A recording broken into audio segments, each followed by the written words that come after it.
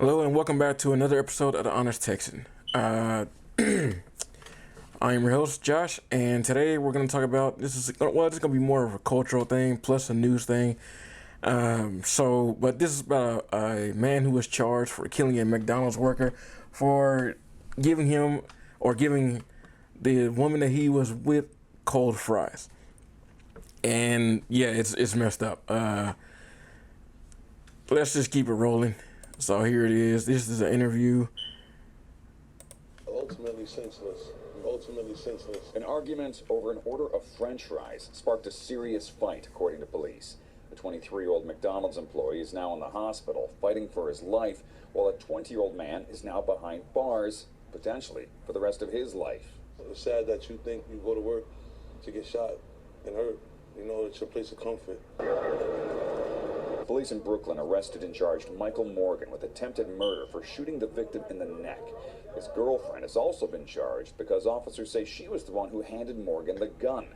Things got heated at this casual Bed-Stuy fast food restaurant Monday evening around 7 o'clock, according to police, when Morgan's mother wasn't happy with the food she ordered. That turned into an argument between her and McDonald's employees. As the disagreement escalated, Morgan got involved, and things eventually moved outside. That's where police say Morgan's girlfriend gave him a gun. He pointed it at an employee and fired. It's just all on people just wanting to prove themselves, and it's just an unfortunate situation. It's definitely sad. You know, my heart goes out to the kid. The McDonald's employee was rushed to a hospital in critical condition. Police caught Morgan as he was fleeing. It's a lose-lose, you know what I mean? And 2 lives is going for what? For a senseless moment, French fries? Interestingly, after questioning Morgan, police tell us they were also able to charge him with murder in a separate incident where he was suspected in shooting and killing a man in 2020 in Brooklyn. Neighbors tell us they're sickened by this violent crime and others like them that keep on happening. People don't have patience, they don't. And everything is, I'm going to shoot you, I'm going to stab you, I'm going to kill you. No more talking. Everybody's losing here. After saving what customers... Yeah, she's right. I wholeheartedly agree with that lady. No one talks out their situations no more. No one talks out, or no one is having civil discussions anymore.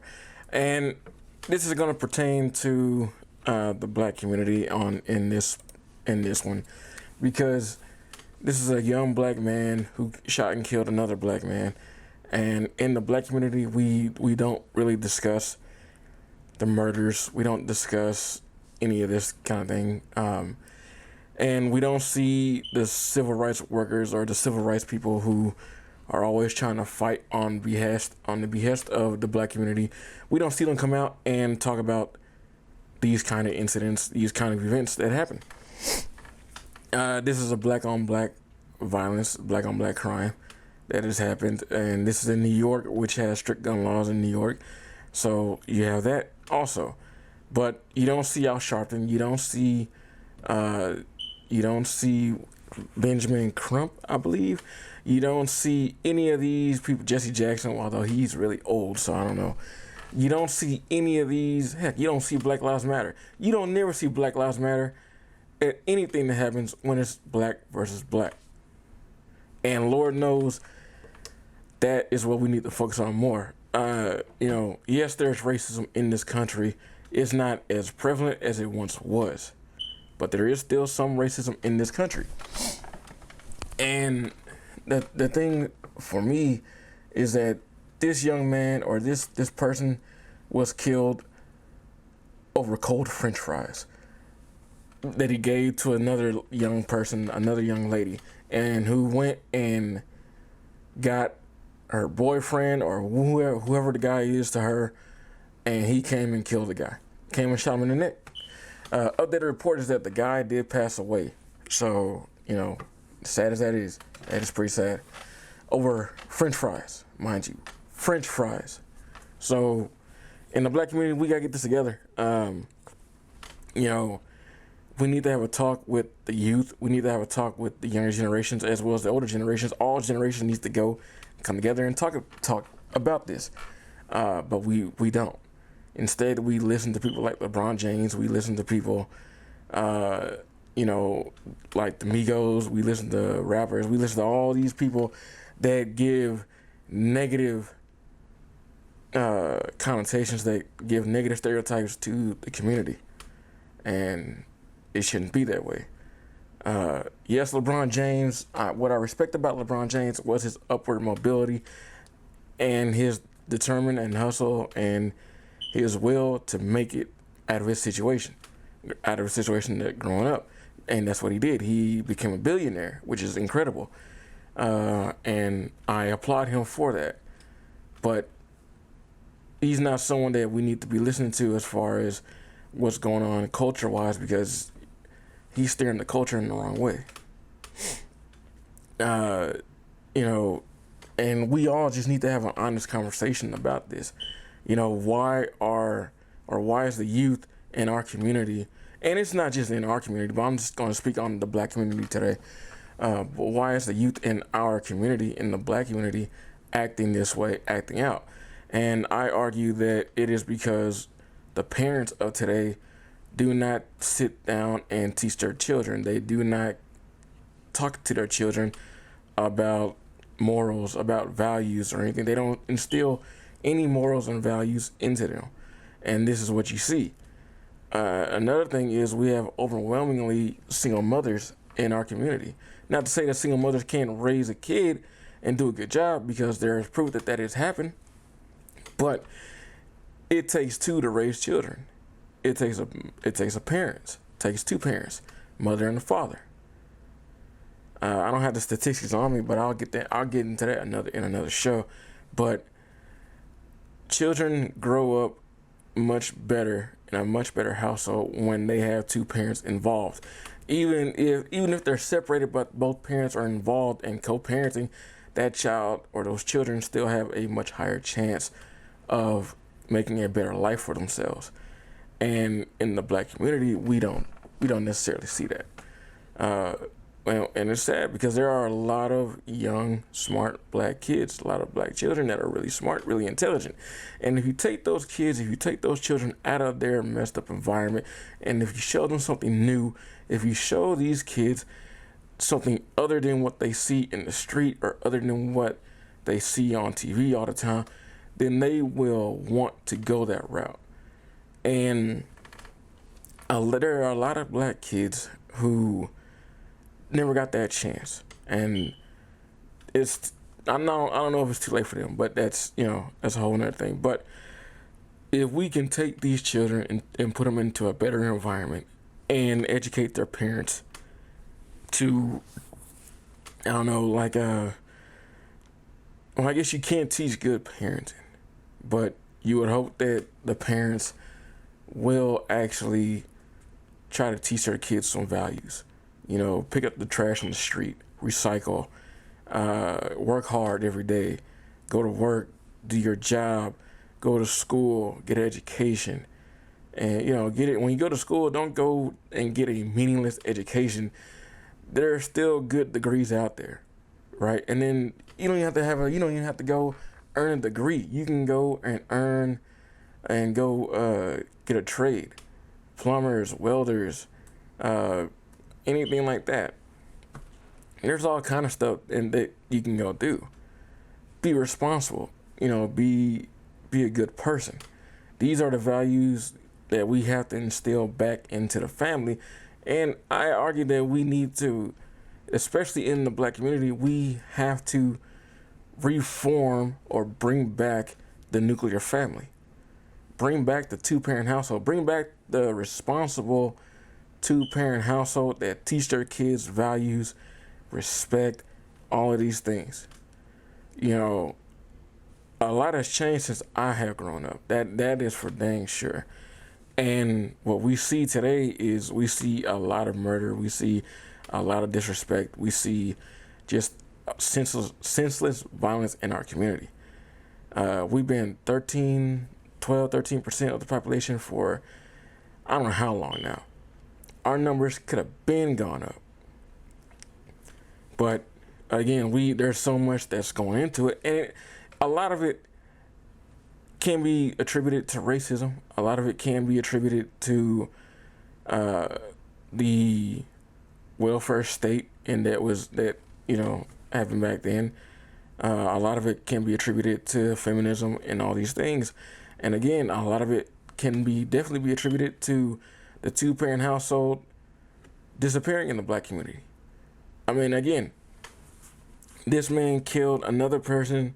This young man killed another person over cold French fries that wasn't even his.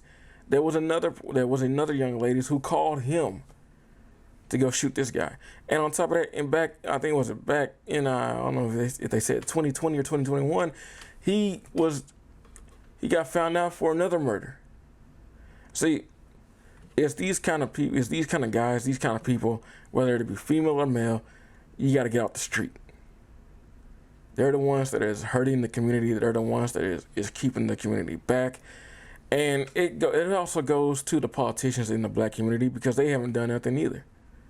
You know, we vote these politicians in to help us, to lead us and this and that, but they haven't done nothing except line their pockets. The Congressional Black Caucus hasn't done anything. The NAACP hasn't done anything, you know, except line their pockets and use the plight and use racism as a trigger word to get black people riled up so they can donate more money and protest and all this stuff. And it doesn't make any sense. I mean, look at Black Lives Matter, right? In an article I wrote that you can go check on at honestexan.com, Patrice Khan Colors is one of those scam artists, in my opinion. You're telling me that you get all this money from the black community and from everywhere else, but none of it went to actually go help the black community. None of it. Instead, you talked a lot of crap about white people. And what did you do? You go and moved into an all-white neighborhood or to an affluent white neighborhood in LA. And then tried to buy another home, another $1 million home in the Bahamas. Scam artists. And I want black people to see this. Black people need to see all of this because these are hypocrites in the community. These are all hypocrites in the community. Matter of fact, real time here, or playback for y'all.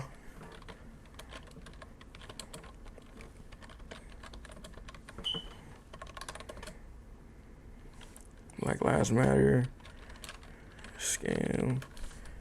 Let's see if this works. Let's see this here. That's the Washington Examiner. New York Post. Okay, let's try New York Post. Because, let's see here. Here we go. Patrice Khan Colors is tied to several other fundraising organizations whose finances raise potential red flags, New York Magazine reports. She's been on a personal real estate buying spree while Black Lives Matter funds transferred to a Canadian nonprofit run by her spouse have gone for other dubious purchases. I told y'all she bought a mansion in an all-white neighborhood. Matter of fact, oops.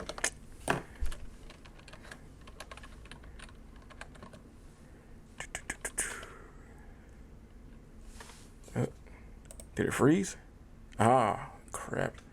It froze. Well, maybe next time there's going to be a bigger discussion. But this is just a small commentary that I wanted to speak on because this kind of had me upset. I mean, again, you had a young black man come in and murder, or he shot a McDonald's worker because the McDonald's worker gave his lady or his whoever she is to him cold French fries. That's not worth killing anybody over. It's not worth throwing your life away. And it's definitely not worth dying over. But this is what happened. We gotta get together in the black community. We really do. It's crazy that this even happened, but I believe this also ties into, biblical sense and last days and whatnot. So, I mean, God damn, I am tearing up. But, sorry, folks. But You don't see Black Lives Matter. You don't see any of these organizations protesting over this killing, because a young man died. The one who served, the McDonald's worker, passed away, and it's a shame. Now this also goes. Let's see.